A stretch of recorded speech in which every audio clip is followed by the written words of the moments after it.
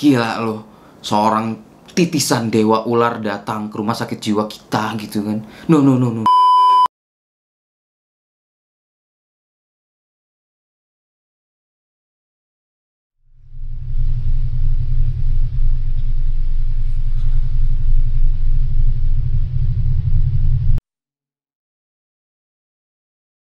Halo friend, welcome to my area.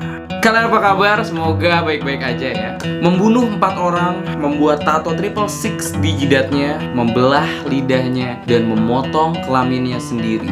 Semua itu dilakukan karena mendapatkan perintah dari dewa ular Mesir kuno, Nico Jenskin everyone.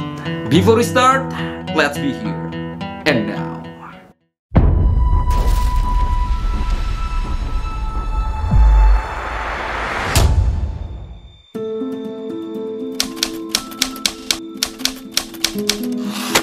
Nico Allen Jenkins adalah pembunuh berantai asal Amerika Serikat yang lahir pada 16 September 1986 dari orang tua David, Meg, dan Lori Jenkins. Keluarganya memang udah dikenal sebagai penjahat kekerasan. Jadi mulai dari ayahnya, ibunya, dan saudara-saudaranya, hampir semuanya tuh punya catatan kriminal, friend.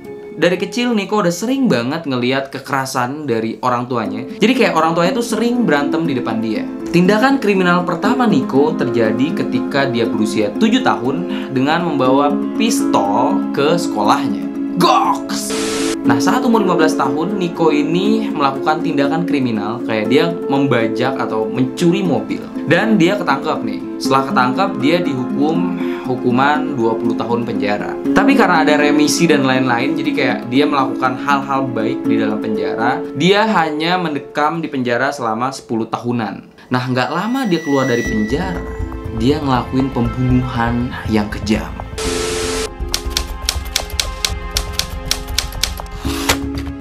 Pada tanggal 11 Agustus 2013, ditemukan 2 mayat di dalam mobil Ford putih yang terparkir di dekat kolam renang Spring Lake Park. Jadi sekitar jam 5 subuh, ada polisi yang lagi patroli di sekitar Spring Lake Park. Terus kayak mereka melihat kok ada mobil yang parkir di tengah jalan, kayak di tengah-tengah gitu nih, nggak wajar nih. Kira mereka datengin gitu ya. Halo ma'am, pas dicek ternyata ada 2 orang yang udah meninggal dengan luka tembak di kepala. 2 korban itu bernama Juan Pena dan George Chajiga Ruiz. Nah, sekitar 2 minggu kemudian ditemukan seseorang bernama Curtis Bedford yang meninggal di dekat garasi. Curtis ditemukan meninggal dengan luka tembak di bagian dada, friend. Jadi sekitar jam 7 pagi, ada petugas toko sekitar yang lagi mau pulang dari shift malam ngelihat ada seseorang yang tergeletak, friend. Terus dia kayak langsung telepon polisi. Kayak, "Pak, saya nemuin orang tergeletak, kayaknya meninggal nih." Polisi langsung datang dong. Nah, setelah diusut sama pihak kepolisian, ternyata Bedford ini adalah temannya Nico Jenkins. Mereka kenal waktu di penjara dulu. Dan sehari sebelum Bedford dibunuh, mereka sempat foto bareng dan diupload ke Facebook. Nah, makin mengerucut nih, friend. Tapi pada saat itu polisi belum menangkap seorang Nico Jenkins. Sampai pada akhirnya, seorang wanita ditemukan meninggal di pinggir jalan pada 21 Agustus. Kayak beberapa hari setelah kejadian Bedford, ditemuin lagi, nggak jauh, ada seorang wanita yang meninggal di pinggir jalan. Jadi waktu itu, sekitar jam 2 subuh, ada seseorang warga sekitar yang nelpon polisi. Terus kayak dia bilang dia mendengar suara tembakan. Nah, nggak lama dari itu, polisi datang ke TKP. Ternyata benar. Ketika mereka datang ke TKP, mereka menemukan jasad seorang wanita yang bernama Andrea Kruger. Untungnya, di sekitar area kejadian ada kamera CCTV, friend. Langsung dong, polisinya langsung lihat CCTV ini gitu loh. Terlihat sebelumnya Andrea sedang membawa mobil SUV. Terus dia diserang sama laki-laki botak yang penuh dengan tato. Laki-laki itu pun langsung menembak Andrea dan membawa kabur mobil SUV-nya. Siapa lagi kalau bukan Nico Jenkins? Goks! Kayak GTA, friend.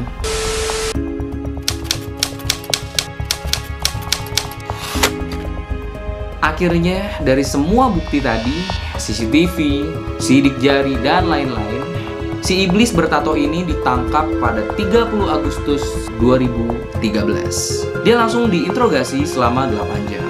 Di sini Nico benar-benar goks, bertele-tele ketika ditanya au. Jadi ketika ditanya polisi kenapa dia melakukan pembunuhan itu, si Jenskin tuh bilang kalau saya dapat bisikan dari dewa ular Mesir kuno, Pak. Jadi dia bilang semua tindakan pembunuhan yang dilakuin itu, friend, karena suruhan dari dewa ular Mesir kuno. Goks loh. Semua bukti dan pengakuan tadi sudah cukup membawa Nico Jenskin ke pengadilan.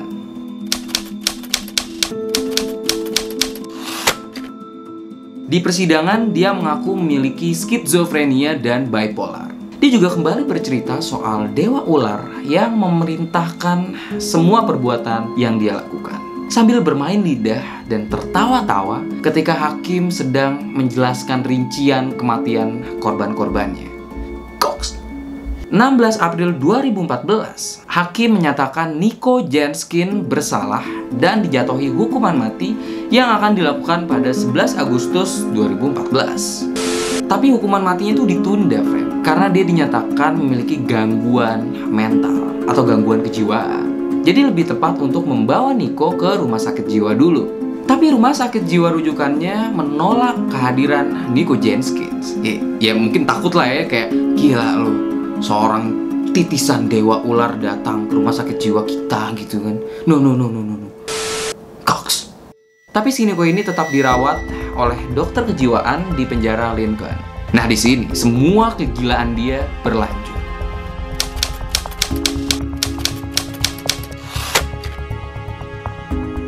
Jadi si Nico ini membelah lidahnya di tengah biar kelihatan kayak ular, friend.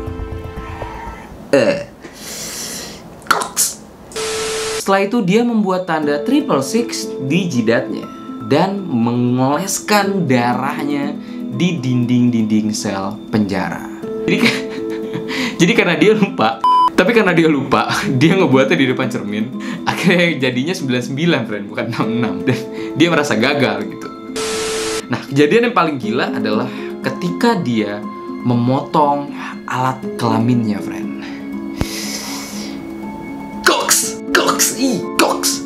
Alasannya katanya biar seperti dewa ular Mesir kuno. Pokoknya dibilang itu semua adalah perintah dari dewa ular Mesir. Tapi mungkin benar juga apa yang dibilang sama dokter psikiater. Jadi si Nico ini memang punya skizofrenia. Jadi mungkin semua itu datang di kepalanya gitu ya. Karena memang skizofrenia setahu gue adalah gangguan halusinasi dan mendengar bisikan-bisikan, bisa bicara dengan sesuatu benda mati, semacam itulah.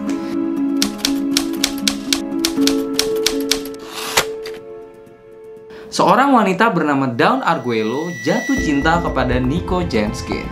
Jadi Dawn Arguello ini menjadi sukarelawan yang membela Nico Jenskin di pengadilan. Jadi dia bilang bahwa si Nico ini nggak seperti apa yang diberitakan sama media gitu, yang dilebih-lebihkan gitu. Dia sebuah teka-teki, dia punya perasaan yang sensitif, dia cerdas dan pandai memanipulasi. Ya mungkin Arguello ini adalah titisan dewi ular Mesir kuno dan melihat ada, wah, titisan dewa ular Mesir kuno, saya merasakan ada koneksi.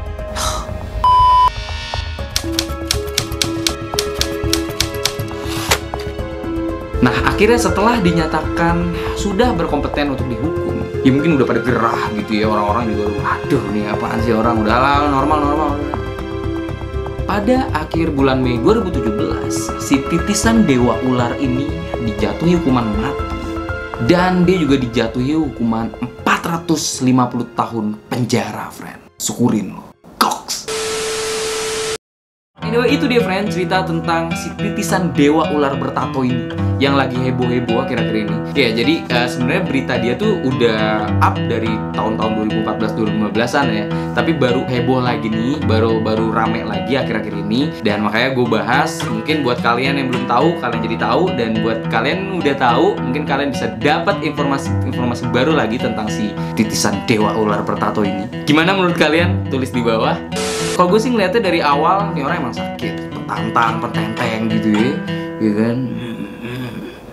apaan kayak gitu kan. Terus kita juga bisa ngeliat kan dari riwayat keluarganya yang hampir semuanya punya catatan kriminal. Jadi kayak nggak kaget lah kalau dia termasuk juga gitu. Jadi kayak kalau misalkan kalian lihat, kalian tulis gitu ya Nico Jenskin Family gitu di Google, kalian itu keluar tuh muncul tuh foto-foto ya, dan foto-foto di Google-nya itu foto-foto pakai baju oranye gitu, friend, narapidana gitu, kayak punya kasus semua lah, saudara-saudaranya, ibunya, bapaknya gitu, kayak Cox. Jadi dia emang udah lahir dan besar di lingkungan kekerasan, friend. Soal dia ngaku dapat bisikan-bisikan dari dewa ular Mesir kuno, itu bisa aja alibinya dia. Atau mungkin kalau memang bener, hampir bisa dipastiin itu karena skizofrenianya.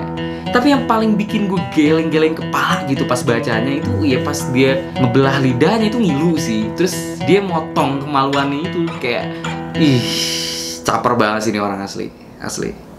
Well, itu dia video kita hari ini. Buat kalian yang mau request, bisa DM ke @raisyidik. Thank you for watching and see you in gray area.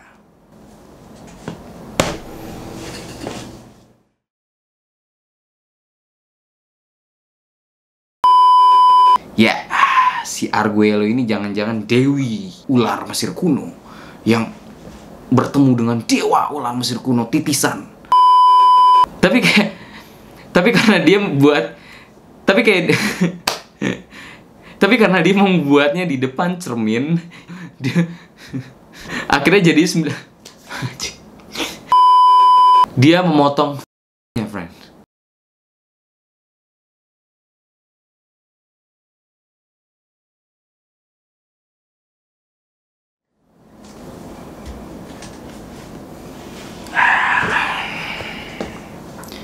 Hello friend, welcome to my area.